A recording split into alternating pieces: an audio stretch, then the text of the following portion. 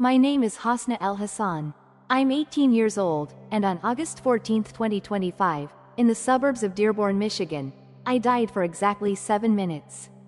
People think death is this grand, cinematic exit, but for me, it started with the most mundane thing in the world. A research paper on my laptop and a cold cup of mint tea. I remember sitting at my small wooden desk, the same one I'd used since middle school, staring at the screen until the white light felt like it was burning into my retinas. I was wearing my favorite pink hijab, the soft jersey one that always made me feel a bit more me when the world felt heavy. I remember sitting at that table, my chin resting in my hand, just thinking about how exhausted I was. It wasn't just school, it was the atmosphere in the country, the tension you can taste in the air lately, like the static before a thunderstorm.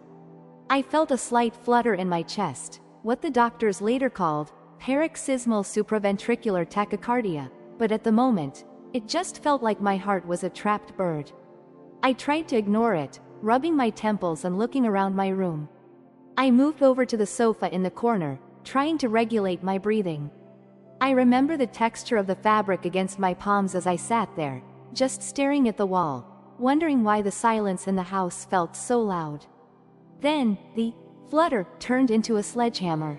A sharp, searing pain shot up my neck and down my left arm. I tried to stand up, to call out for my mother who was downstairs in the kitchen, but my lungs felt like they had collapsed into vacuum seals. I slumped back onto the sofa, my pink hijab shifting as I struggled to catch a single microscopic pocket of air.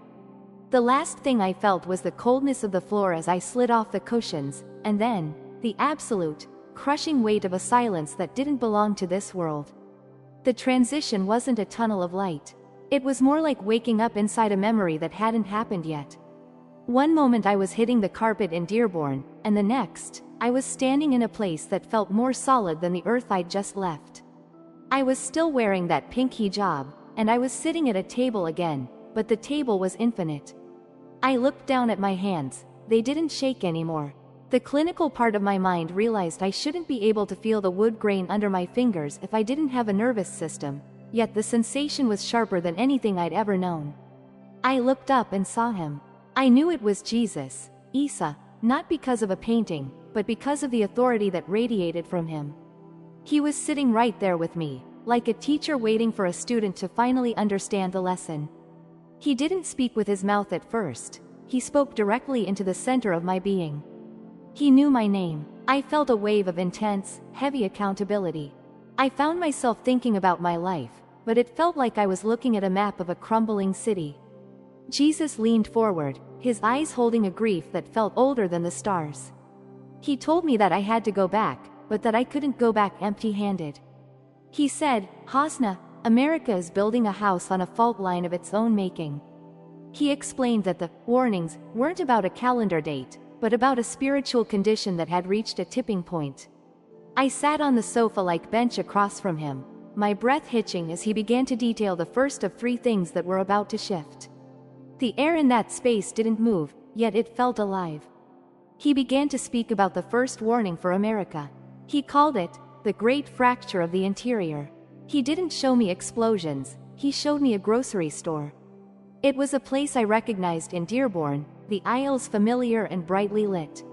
But as I watched, the people inside began to change. I saw a woman sitting at a small cafe table, her eyes glued to a phone screen. Beside her, a man stood paralyzed by an invisible wall. Jesus explained that the first warning was the death of the common table. He said that in America, the ability to see the other as a neighbor was being surgically removed from the human heart. He pointed to a father and daughter sitting on a sofa, physically inches apart but separated by a chasm of digital noise and ideological poison. The warning was clear. When the heart stops recognizing the humanity in the person across the room, the nation's foundation turns to sand.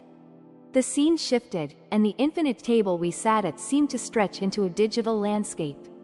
This was the second warning, the mirage of the full cup. He showed me the banking apps on millions of phones, the numbers ticking upward, the stock market glowing green. People were sitting on their sofas, scrolling, feeling a sense of security because their digital ledgers looked healthy. But then, he touched the edge of the table, and the wealth began to pixelate and dissolve. He explained that America's second warning was an upcoming famine of the real. It wasn't just about money, it was about the total collapse of trust in what is true. I saw people thinking they were informed while being fed carefully curated lies. They have traded the bread of life for the dust of the circuit board, Jesus said. He warned that a moment was coming where the digital gods would fail. I looked at my own hands, still resting on the table, and realized how much of my 18 years had been spent in that digital ghost world. The space around us seemed to deepen. This was the third warning, the sifting of the sanctuary. I saw a vision of thousands of buildings, cathedrals, storefront mosques, and suburban community churches. At first, they looked vibrant, filled with people sitting on pews, their heads bowed. But then, the walls became transparent. I saw a woman in a pink hijab, much like mine, sitting on a sofa in a community center. But Jesus pointed to their chests. In many, the heart was a hollow chamber filled with a cold, calcified ambition. He told me that a time was coming where the labels of believer and unbeliever would mean nothing. Many who cry my name are actually worshiping the reflection of their own power. He told me that every person in America would soon be forced to choose between the kingdom of the self and the kingdom of truth. This wasn't a choice made at a ballot box, it was a choice made in the secret corners of the mind. Suddenly, the infinite table vanished. This was the midpoint of my journey, where the abstract warnings became a jagged reality in my own life. I saw myself, or a version of my future self, sitting at a kitchen table, my pink hijab frayed at the edges. Across from me was my best friend, Layla, but her face was a mask of cold hostility. "You're one of them now, aren't you?" she said. I felt a sharp, physical pain in my chest. Then, the scene shifted to a bank lobby. I saw myself standing at a counter, trying to access my savings. The teller didn't look up. She just tapped a screen and said, "Account restricted. Compliance failure." I went home and sat on the sofa, the silence of the apartment feeling like a predator. I realized that the warnings weren't just for America as a concept, they were for me. I sat there thinking about what Jesus had said. What determines the outcome is what you hold when everything else is taken. The vision of my fractured life dissolved, and I was back in that weightless space. "Why?" I whispered. "Why show me my friends turning away?" Jesus leaned forward, and the environment shifted into a stark courtroom. "Hasnaa," he said, "the title of this warning is The Harvest of the Divided Heart. America has tried to serve two masters for too long." He gestured, and a map of the United States appeared on the table, made of pulsing lights representing souls. The title, Three Warnings, exists because mercy precedes judgment. The outcome for the nation isn't decided by the leaders in Washington. It is decided by the hidden prayers of those who refuse to bow to the digital idols. If the remnant remains silent, the darkness will be absolute. If they speak, there is a narrow path through the fire. We stood on a high balcony overlooking a composite city. I was sitting on a sofa that seemed to be made of cloud and iron. "Who is affected?" I asked. Jesus turned around, a flash of the lion within the lamb in his eyes. "Every soul that breathes American air is under this canopy.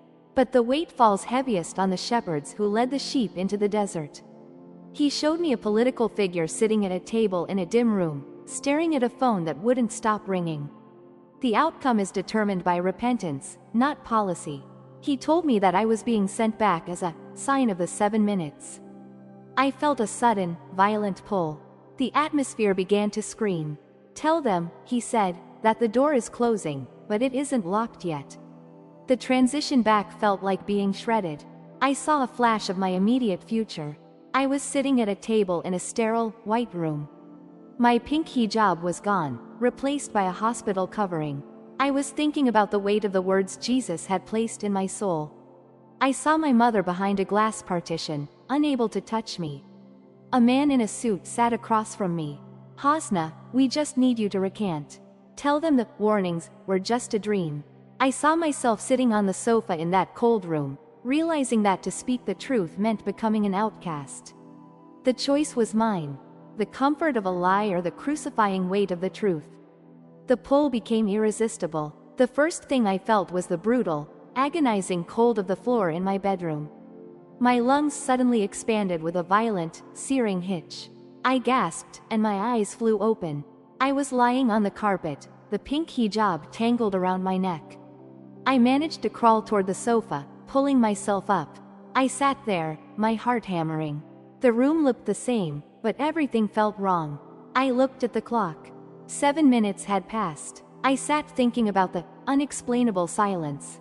I picked up my phone but stopped. I looked at my reflection, a young woman in a pink hijab who had just seen the end of the world as she knew it. I realized then that I hadn't truly come back to reality. I had returned to a shadow. I spent the first few days back in a state of hyper-awareness, sitting on the sofa and watching the world. On the third day, the first sign arrived. I was sitting at the table in the kitchen when the screen lit up. My university scholarship had been placed under review due to social media non-compliance. I hadn't even posted anything. That afternoon, I went to the park. I saw a group of teenagers sitting at a picnic table, eyes glazed by the blue light of their devices. One boy, Marcus, looked at my pink hijab and then at his phone, his thumb swiping downward in a gesture that felt like an execution. The unexplainable silence had begun. It wasn't a lack of noise, it was a lack of connection. The final proof happened on a Tuesday morning. I was sitting at my desk when the power didn't just flicker, it vanished. I walked to the window. My neighbor, Mr. Henderson, was staring at his phone. "It's all gone, Hasnaa," he shouted. "The accounts, the data." I checked my own phone. No signal, just a blank square. But the true, irreversible sign happened when I looked at my own wrist. In the vision, Jesus had touched my arm. Now, in the sunlight, there was a small, faint mark on my skin, a pale, circular indentation. As I touched it, my phone suddenly vibrated, the only device in the house to do so. A single text message appeared from an unknown number. "The door is now closing." I sat back on my sofa, clutching the fabric of my pink hijab, listening to the rising sound of panicked voices from the street. The first warning was no longer a vision, it was the air I was breathing. If this message felt important, it probably was. There are more stories like this, and they only get deeper. Subscribe now so you don't miss the next one, because some warnings aren't meant to be ignored.